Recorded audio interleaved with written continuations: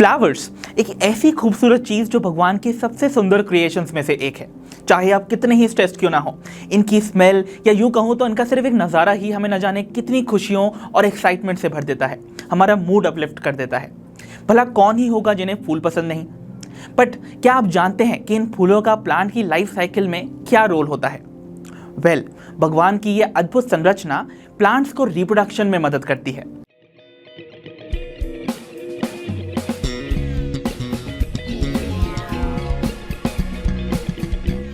So hello and welcome everyone to the brand new episode from LearnoHub Experiment Series।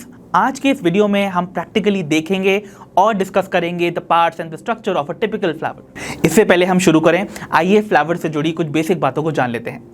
Flowers, जैसा कि मैंने आपको बताया, ये प्लांट्स के रिप्रोडक्टिव स्ट्रक्चर्स हैं जो उन्हें सेक्सुअल रिप्रोडक्शन में मदद करते हैं। जिन प्लांट्स में फ्लावर्स बनते हैं उन्हें हम फ्लावरिंग प्लांट्स या एंजियोस्पर्म्स बुलाते हैं। फ्लावर्स किसी टहनी पर सिंगली भी ग्रो कर सकते हैं या फिर क्लस्टर्स में भी। ऐसे फ्लावर्स जो सिंगली ग्रो करते हैं उन्हें हम सॉलिटरी फ्लावर्स बुलाते हैं। जैसे एग्जाम्पल के तौर पे हम हाइबिस्कस का फ्लावर देख सकते हैं। वहीं पर जो फ्लावर्स क्लस्टर में ग्रो करते हैं उन्हें हम इनफ्लोरेसेंस बुलाते हैं, जैसे कि इक्ज़ोरा का ही आप यहाँ पर एग्जाम्पल देख लीजिए। तो आइए अब हम प्रैक्टिकली डिस्कस करते हैं the structure of a typical flower, जिसके लिए मैंने यहाँ पर एक सिंपल हाइबिस्कस का फ्लावर लिया हुआ है। जब भी आप एक टिपिकल फ्लावर को देखते हो तो सबसे पहले आपको एक स्टॉक या स्टेम नज़र आती है जो इस फ्लावर को होल्ड करने में हेल्प करती है। इसे हम पेडिसिल बुलाते हैं। ये पेडिसिल इस फ्लावर को किसी स्टेम या इनफ्लोरेसेंस से अटैच करने में हेल्प करता है। ऐसे फ्लावर्स जिनमें पेडिसिल या स्टॉक मौजूद होती है उन्हें हम पेडिसिलेट फ्लावर्स बुलाते हैं। वहीं कुछ ऐसे फ्लावर्स भी हैं जहां पर ये पेडिसिल या स्टॉक एब्सेंट होगी और ऐसे फ्लावर्स को हम सेसाइल फ्लावर्स बुलाते हैं। पेडिसिल आगे जाकर एक स्वोलन से स्ट्रक्चर में एंड होता है। इस स्वोलन से स्ट्रक्चर को हम थैलेमस बुलाते हैं। थैलेमस फ्लावर का वो हिस्सा होता है जिस पर फ्लावर के 4 मेन पार्ट्स अटैच्ड होते हैं। तो आइए अब हम बात करेंगे एक टिपिकल फ्लावर के स्ट्रक्चर के उन 4 अहम हिस्सों की जो कि थैलेमस पर एक सर्कुलर फैशन में अरेंज्ड होते हैं, और इस सर्कुलर अरेंजमेंट को हम वर्ल्स बुलाते हैं। तो सबसे पहले हम इस थैलेमस पर अरेंज्ड इन 4 फ्लोरल वर्ल्स के नाम को याद करेंगे, वो भी आउटर से इनर डायरेक्शन की ओर। तो सबसे पहले सबसे आउटर मोस्ट वर्ल हमें मिलती है कॉल्ड कैलिक्स। फिर आती है दूसरी वर्ल जिसे हम बुलाते हैं कोरोला। तीसरी वर्ल का नाम है एंड्रोशियम और चौथी और सबसे इनर मोस्ट वर्ल है गाइनोशियम। तो आओ अब हम सब मिलकर इन चारों फ्लोरल वर्ल्स को एक फ्लावर में लोकेट करते हैं। तो देखिए, सबसे पहले हमें यहाँ पर ये ग्रीन लीफी स्ट्रक्चर्स का एक कलेक्शन देखने को मिल रहा है जो फॉर्म कर रहा है सबसे outermost whorl on the thalamus. इसे हम कैलिक्स बुलाएंगे। तो भाई मैंने बताया आपको ये ग्रीन लीफी स्ट्रक्चर्स का कलेक्शन है। इस कलेक्शन के हर एक हिस्से या यूनिट को हम सेपल बुलाते हैं। और सेपल्स का क्या काम है? सेपल्स फ्लावर को बड कंडीशन में प्रोटेक्शन प्रोवाइड करते हैं। अब देखिए, अलग अलग फ्लावर्स में आपको इन सेपल्स की कंडीशन अलग मिल सकती है। जैसे इस फ्लावर में आप अगर देखोगे तो ये सेपल्स आपस में एक दूसरे से फ्यूज्ड हैं, यानी कि जुड़े हुए हैं। इस कंडीशन को हम गैमोसेपलस कंडीशन बुलाते हैं, जिसको कि मैं आपको ऐसे सेपरेट करके भी दिखा सकता हूँ कुछ इस तरीके से। तो जैसा कि आप यहाँ देख पा रहे हैं, ये सभी के सभी यहाँ पर आपको सेपल्स नजर आ रहे हैं। टोटल यहाँ पर 5 सेपल्स हैं जो आपस में एक दूसरे से फ्यूज्ड हैं। इस कंडीशन को हम गैमोसेपलस कंडीशन बुलाते हैं। वहीं कुछ ऐसे फ्लावर्स भी आपको मिलते हैं जहाँ पर ये सभी सेपल्स आपस में फ्यूज्ड नहीं होते हैं, मतलब फ्री होते हैं।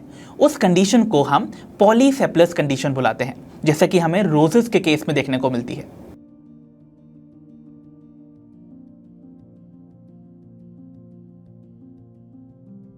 कैलिक्स के बाद हमारी अगली वर्ल आती है कोरोला, जो कि कुछ इस तरीके से ब्राइटली कलर्ड स्ट्रक्चर्स का कलेक्शन है। ये ब्राइटली कलर्ड स्ट्रक्चर कहलाते हैं पेटल्स, जो कि फ्लावर्स को सुंदर बनाने में और पॉलिनेटर्स को अट्रैक्ट करने में हेल्प करते हैं। अलग अलग फ्लावर्स में आपको इन पेटल्स की अलग अलग कंडीशन मिलेगी। जैसे यहाँ पर इस हाइबिस्कस के फ्लावर में आप देखोगे हर एक पेटल एक दूसरे से अलग है, यानी जुड़ा हुआ नहीं है, मतलब फ्री कंडीशन में है। इस कंडीशन को हम पॉलीपेटलस कंडीशन बुलाते हैं। वहीं कुछ ऐसे फ्लावर्स भी हैं, जैसे कि इस केस में ये दतूरा का फ्लावर, जिसमें आपको ये पेटल्स आपस में फ्यूज्ड नजर आएंगे और इस कंडीशन को हम गैमोपेटलस कंडीशन बुलाते हैं। तो आप देख सकते हो यहाँ पर ये जो पेटल्स हैं वो आपस में फ्यूज्ड कंडीशन में है, वो सभी के सभी ज्वाइन कर रहे हैं टुगेदर। तो कोरोला के बाद अब हम बढ़ते हैं अपनी तीसरी फ्लोरल वर्ल्ड पे, जिसे हम एंड्रोशियम बुलाते हैं। एंड्रोशियम एक कलेक्शन होता है कुछ ऐसे स्ट्रक्चर्स का जिन्हें हम स्टेमन कहते हैं। तो यहाँ पर उन स्टेमन्स को दिखाने के लिए मैंने उसी दतूरा फ्लावर के जो पेटल्स हैं उनको ऐसे स्प्लिट ओपन कर लिया है। तो उनको दिखाने के लिए मैं आपको कुछ इस तरीके से अब इसको दिखाऊंगा। तो आप देखिए, आपको यहाँ पर इस दतूरा फ्लावर के अंदर कुछ इस तरीके के लॉन्ग स्ट्रक्चर्स देखने को मिल रहे हैं। ये long slender structures basically represent करते हैं एक स्टेमन को। स्टेमन मेल रिप्रोडक्टिव पार्ट होता है एक फ्लावर का, जिसके आपको दो हिस्से नजर आएंगे, एक स्टॉक जैसा पोर्शन जिसे फिलामेंट कहते हैं और एक बल्बस एंड पे लगा हुआ स्ट्रक्चर जिसे एंथर बुलाते हैं। ये एंथर स्टेमन का फर्टाइल पार्ट होता है क्योंकि इसके अंदर पोलन ग्रेन्स बनते हैं। वहीं ये फिलामेंट एक स्टेराइल पार्ट है। क्यों? क्योंकि इसके अंदर कोई भी पोलन ग्रेन्स नहीं बनेंगे और ये रिप्रोडक्शन में पार्टिसिपेट नहीं करता है। तो अब हम बढ़ते हैं अपनी फोर्थ और सबसे इनर मोस्ट वर्ल्ड की ओर, जिसे हम गाइनोशियम बुलाते हैं। गाइनोशियम मिलकर बनता है एक स्ट्रक्चर से जिसे हम पिस्टल या कार्पिल कहते हैं। पिस्टल या कार्पिल 3 हिस्सों से मिलकर बनता है, जिनको कि हम यहाँ पर प्रैक्टिकली देखेंगे। तो इसके लिए मैं क्या करूँगा, यहाँ पर इस पेटल और इन स्टेमन्स को रिमूव कर दूंगा इस तरीके से। तो अगर आप देखो, यहाँ पर आपको ये स्ट्रक्चर देखने को मिल रहा है। देखिए, आपको अगर आप ध्यान से देख पा रहे हो तो यहाँ पर आपको सबसे टिप पे एक स्ट्रक्चर देखने को मिल रहा है। ये स्ट्रक्चर कहलाता है स्टिग्मा। ये स्टिग्मा का काम होता है to receive the pollen during pollination. तो पॉलिनेशन के टाइम पे जब पोलन आके किसी भी फ्लावर पे लैंड करता है तो वो इसी जगह पर लैंड करेगा। वहीं पर उसके बाद नीचे की तरफ आपको देखने को मिलता है एक लॉन्ग सा स्ट्रक्चर जिसे हम बुलाते हैं द स्टाइल। और फिर सबसे बेसल वाले एंड पे देखिए, यहाँ पर सबसे आखिरी में आपको कुछ बेसल सोलन स्ट्रक्चर देखने को मिलेगा, एक सूझा हुआ सा स्ट्रक्चर। इसे हम बुलाते हैं द ओवरी और ये इसका फर्टाइल पार्ट है, यानी कि इस पिस्टल का फर्टाइल पार्ट है क्योंकि इसके अंदर बनता है the female gamete called egg.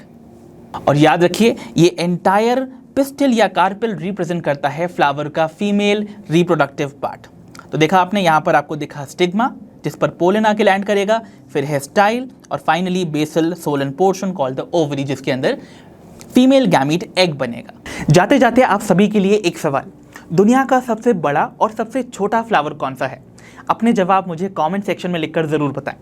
C you all in the next video. Until then अपना ध्यान रखिए एंड हैप्पी लर्निंग। तो ये तो था एक detailed practical video about the structure of a typical flower. I hope इस वीडियो को देखने के बाद अब आपको समझ में आ गया होगा कि कैसे एक टिपिकल फ्लावर के पार्ट्स को आइडेंटिफाई करना है और हर एक पार्ट का क्या फंक्शन है। For more such amazing educational content follow करते रहिए लर्नो हब को, क्योंकि लर्नो हब मतलब फ्री है पर बेस्ट है।